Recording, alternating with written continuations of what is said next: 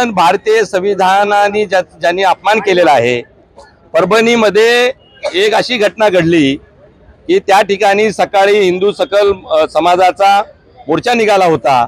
बांगलादेशमध्ये ज्या हिंदूवर अत्याचार होतोय त्यांच्या निषेधामध्ये परभणीमध्ये काही हिंदू संघटनांनी मोर्चा काढण्यात आलेला होता आणि तो मोर्चा समाप्त झाल्याच्या नंतर एका माते फिरूनी बाबासाहेब आंबेडकरांच्या पुतळ्यासमोर परभणी येथे जी संविधानाची प्रतिकृती होती त्या प्रतिकृतीची तोडमोड केली आणि त्याच्यामुळे परभणी जिल्ह्यामध्ये एक शांततामय आंदोलन झालेलं आहे।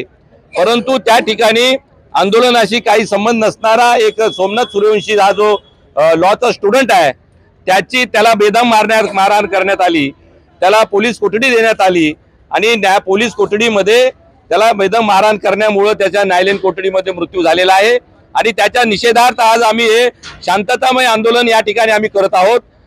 रिपब्लिकन पक्षाचे नेते आणि भारताचे मंत्री सन्मान्य रामदासजी आठवले साहेब यांनी जे अनाउन्स केलेलं आहे की महाराष्ट्र आणि मुंबई बंद झाली पाहिजे, या भारतामध्ये आणि महाराष्ट्रामध्ये ज्यांना संविधान नको आहे अशांनी भारत देश सोडून गेलं पाहिजे आणि भारत देशामध्ये संविधान असेल तर भारत देश सुरक्षित असेल, महिला सुरक्षित असतील।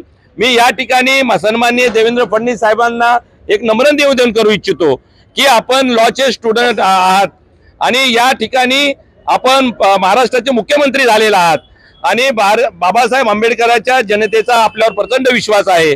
आम्ही तुमच्या सोबत आहोत आणि आपल्याकडे आमच्या भरपूर आशा आकांक्षा आहेत आणि परभणीमध्ये जे कॉम्बिंग ऑपरेशन झालेलं आहे ते आपण तात्काळ थांबवलं पाहिजे। भीम सैनिकावर ज्या खोट्या नाट्या केसेस दाखल झालेल्या आहेत त्या आपण काढून घेतल्या पाहिजेत आणि या ठिकाणी बाबासाहेबांचा आणि संविधानाचा जर अपमान करत असेल तर तो संपूर्ण देशाचा आहे, सर्व जाती धर्माचा आहे, सर्व भारतवासियांचा तो अपमान आहे आणि आम्ही या ठिकाणी मी नमूद करू इच्छितो बाबासाहेबांचा आणि संविधानाचा संरक्षण करण्याचा ठेका काय आम्ही घेतलेला नाही, मारामागांनी ठेका घेतलेला नाही।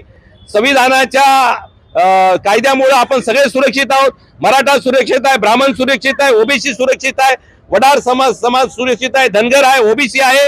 हा सगळा जाती धर्म बाबासाहेबांच्या संविधानावर सुरक्षित आहे आणि त्यांनी सुद्धा संविधानाचा सन्मान करण्यासाठी रस्त्यावर उतरलं पाहिजे। संविधान जर जिवंत असेल तर भारत देश जिवंत राहणार आहे, अन्यथा भारत देशाला पुन्हा गुलामीकडे जावं लागणार आहे। या ठिकाणी मी आपल्याला सांगू इच्छितो भारतीय संविधान जिंदाबाद, जिंदाबाद, जिंदाबाद। भारतीय संविधान जिंदाबाद, जिंदाबाद, जिंदाबाद। आरपीआई जिंदाबाद, जिंदाबाद, जिंदाबाद। सोमनाथ सूर्यवंशीला न्याय मिळालाच पाहिजे, मिळालाच पाहिजे, मिळालाच पाहिजे। सोमनाथ सूर्यवंशीच्या खुन्याला फाशी झालीच पाहिजे, झालीच पाहिजे, झालीच पाहिजे। भारतीय संविधानाचा अपमान करणारा फाशी झालीच पाहिजे, झालीच पाहिजे, झालीच पाहिजे। भारतीय संविधान जिंदाबाद, जिंदाबाद।